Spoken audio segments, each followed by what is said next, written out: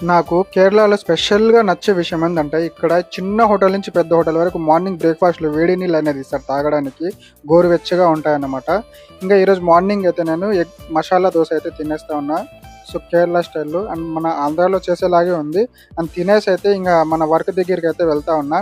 Work అంటున్నాడు, ఏమన్నా job కోసం వచ్చాడా అనుకోవద్దండి. నేను జాబ్ కోసం కాదు, వేరే పర్సనల్ వర్క్ ఉండి వచ్చా అన్నమాట.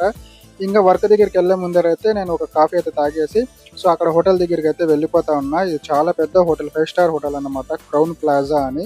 సో, చాలా బాగుంటుంది లోపల. తర్వాత వర్క్ చూసుకొని మళ్ళీ అయితే బ్యాక్ అయితే వస్తా ఉన్నానన్నమాట.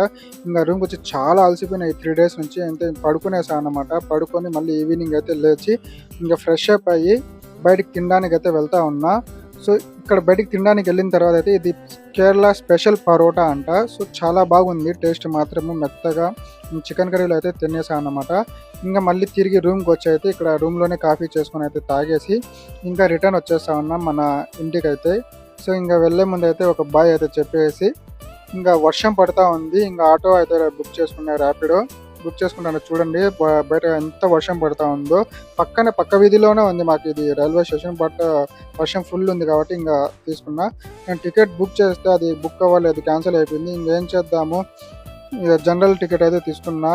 ఎంతమంది ఉంటారో ఏమో అని చాలా భయపడతా అయితే వస్తా ఉన్నా. ట్రైన్ కోసం వెయిట్ చేస్తా ఉన్నా. బట్ ట్రైన్ వచ్చిన తర్వాత అర్థమైంది జనరల్ కంపార్ట్మెంట్ మొత్తం అయితే ఖాళీగా ఉండింది. సో, చాలా హ్యాపీ అనిపించింది. ఇంక పైన బ్యాగ్ పెట్టేసి అట్లా ఒక వీడియో అయితే తీసుకున్నాం. మధ్యలో అయితే స్నాక్స్ వచ్చాయన్నమాట. సో, పీనట్ అయితే తీసుకున్నాను నేను స్నాక్స్ తినడానికి. ఇంకా తర్వాత అయితే వెజ్ బిర్యానీ ఒకటి తీసుకున్నా. ఫుల్ ఆకలేస్తూ ఉండింది. ఇంకా తినేసి అయితే పడుకునేసాను అన్నమాట ట్రైన్లోనే. ఈ వీడియోకి అంతే ఫ్రెండ్స్. రేపు ఇంకో వీడియోతో మళ్ళీ వచ్చేస్తే, అప్పటి వరకు బాయ్.